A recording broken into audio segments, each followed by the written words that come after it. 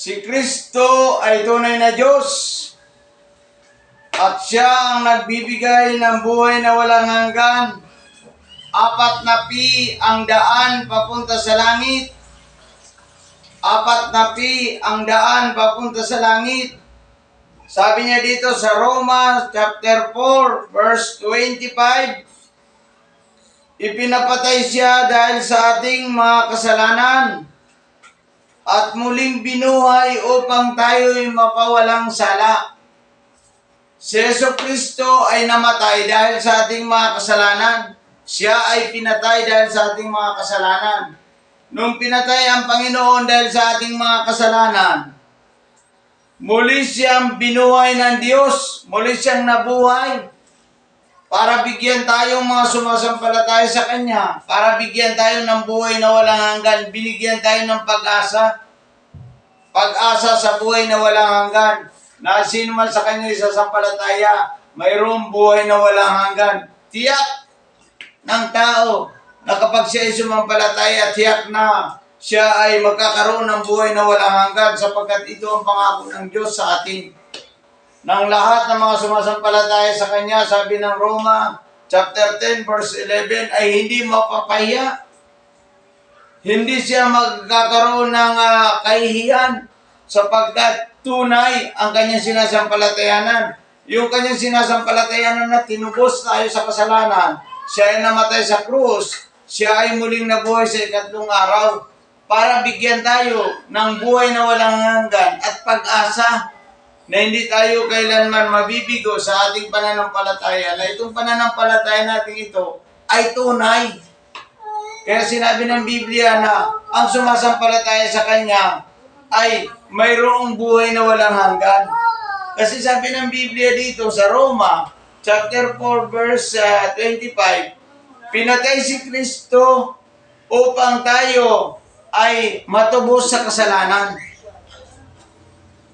Pinatay ang ating Panginoong Jesucristo upang mabayaran yung ating mga kasalanan.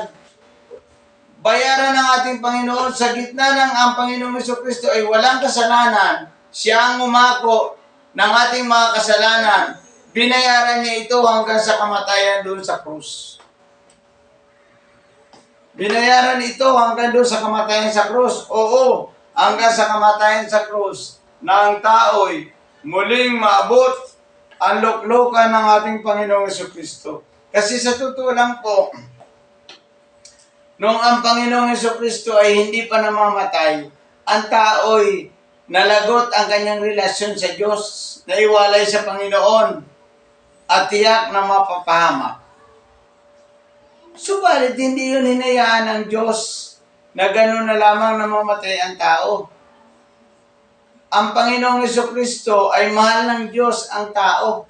Kaya ang ginawa niya, siya ay nagkatawang tao, namatay sa krus at muling nabuhay sa ikatlong araw.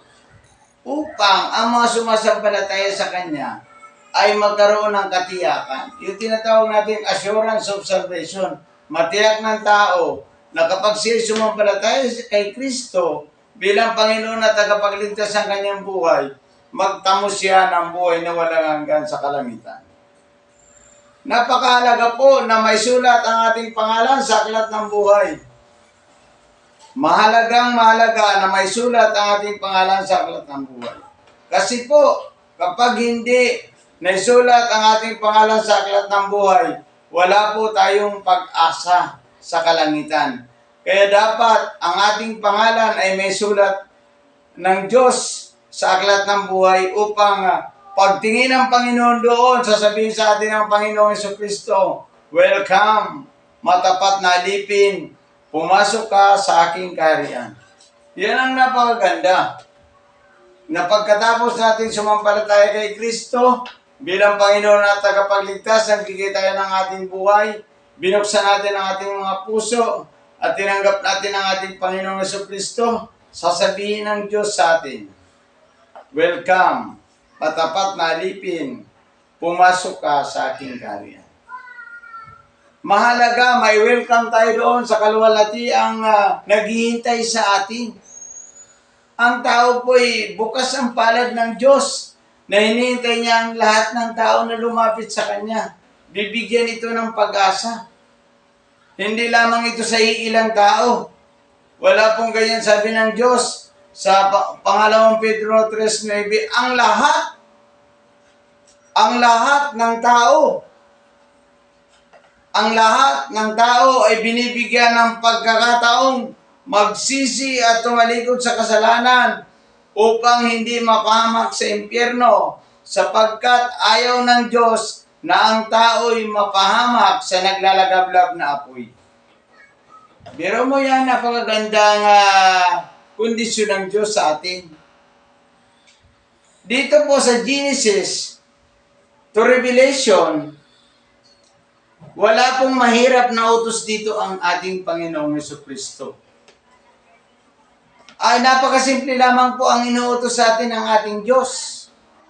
Ang utos sa atin ng Diyos, magsisi lamang at tumalikod sa kasalanan at sumunod sa ating Panginoon. Yun lamang po, wala naman pong ibang mabigat na aral dito. At ako po ay nag-aral ng Biblia. Pinag-aralan ko po ito, sinaliksik ko. Wala pong mabigat na aral dito.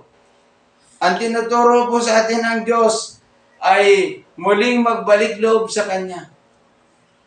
Wala pong mabigat na aral dito. Paano pala yung mga hindi nakapag-aral? Ang pananampalataya ay nagmumula sa pakikinig lamang. Ay paano kung hindi ka nakapag-aral? Wala pong mabigat na kondisyonis ang Diyos sa atin. Ang kondisyonis lamang ng Diyos sa atin ay magbalik loob sa Kanya. Sino man, sabi niya, whoever believe Jesus Christ, you have life.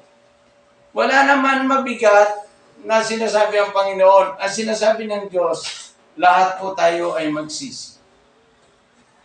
Magsisi sa kasalanan. Si Kristo po ay namatay para sa atin. Kaya ngayong umagang ito, sumunod kayo sa akin, tatanggapin natin ang ating Panginoong Jesucristo bilang Panginoon at tagapagligtas natin sa isang panalangin. Tayo po ay manalangin kung gusto niyong maligtas, ay sumunod kayo sa aking babanggiting panalangin ngayong umaga. Tayo po ay manalangin. Panginoong Jesus, ako po ay isang taong makasalanan. Ako po, Panginoon, ay nagsisisi at handang tumalikod sa aking kasalanan. Panginoong Jesucristo, binubuksan ko po ang aking puso at inaanyaya po kita na pumasok ka sa aking puso at ikaw na po ang maghari sa aking puso at ikaw na po ang aking Panginoon at tagapagligtas ng aking buhay. Simula ngayon at magpakailanman, sa pangalan ni Jesus. Amen. Kung sinunod niyo po ang maiksing panalangin iyon at buong puso niyong kinausap ang Diyos, kayo po ay may buhay na walang hanggan. Sabi ng Juan 1:12, ang sino man sa Kanya'y tumanggap bilang Panginoon at tagapagligtas ng kanyang buhay, ay magkakaroon ng buhay na walang hanggan at siya ay magiging anak ng Diyos. Juan 1:12 hanggang 13, iyon ay katiyakan ng kaligtasan ng sinumang taong nagbubukas ng kanyang puso at pinapapasok si Jesus sa kanyang puso, iyon ang may buhay na walang hanggan. Purihin natin ang Panginoon ngayong umaga at tayo ay nakatanggap sa ating Panginoong Jesucristo. Salamat po, purihin natin ang Panginoon.